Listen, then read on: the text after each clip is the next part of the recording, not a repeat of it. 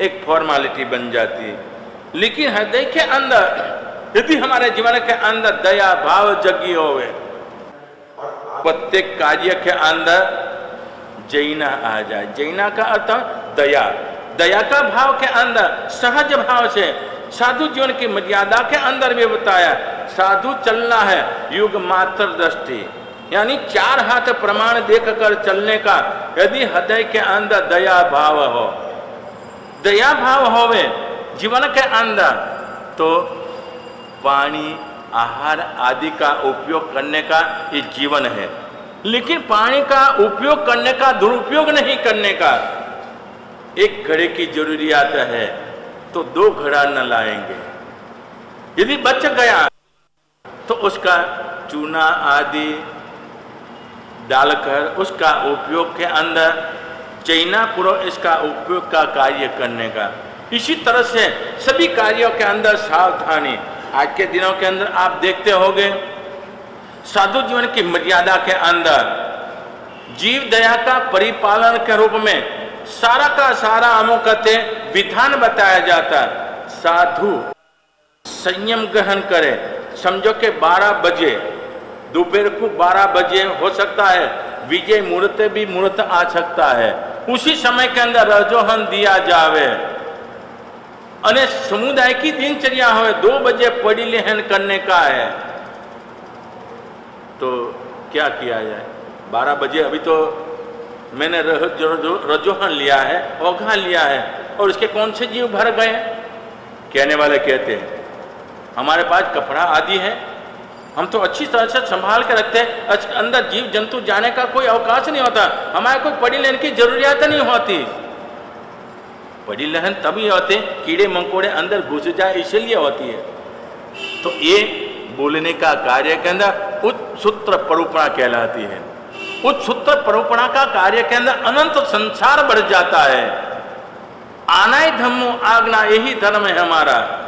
यदि इसके अंदर जीव होवे ना होवे, हमारा कर्तव्य टाइम के अनुसार विधान करने का, पढ़ी लेहन करने का।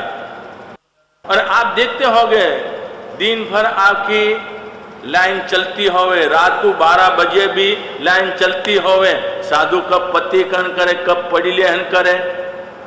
कभी आप लोग सोचते हो कब जाना चाहिए?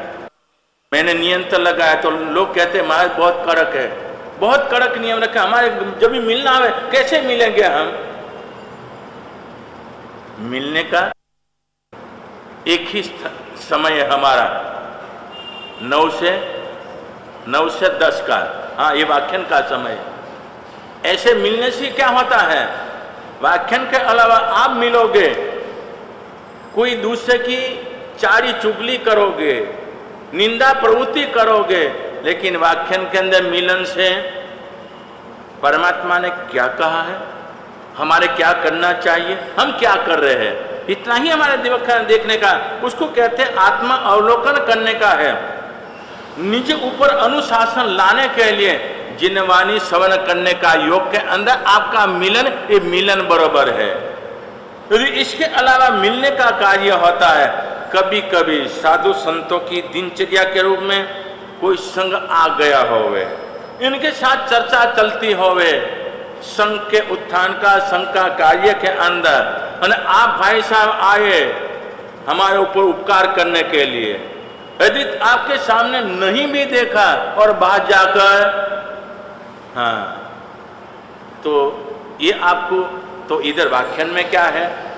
यदि मैं देखूं ना देखूं, मैं तो मेरा प्रवचन चला है, नजीक बैठे उनके साथ मेरा वार्तालाप चल रहा है, लेकिन मुझे आप देख रहे हो, मैं क्या कह रहा हूं, मैं क्या प्रतिपादन कर रहा हूं, परमात्मा ने कैसा कहा है, इन भावों के अंदर आपको ये नहीं जगह का महाराज एक व्यक्ति के साथ बात करे, हमारे साथ तो बात ही नहीं करते, और समय के अंदर होवे तो क्या महाराज तो एक व्यक्ति के साथ बात करते, हम तो थक गए, हम फोगट के थोड़ी देर बैठे हैं। ऐसे भी कभी भाव जग जाए तो आने का, मिलने का समय जिनवाणी श्रवण का योग के अंदर, इसके अंदर आपको कुछ न कुछ प्राप्त ही होने का कार्य होता, और ये वाणी सुनने के द्वारा आपके जीवन के अंदर बोधि बीज की प्राप्ति होने का। तो इधर दया रूपी धर्म ये हमारे के अंदर क्योंकि नवकार मंत्र श्री शिवाल कहा के अंदर बताया जाता है साधु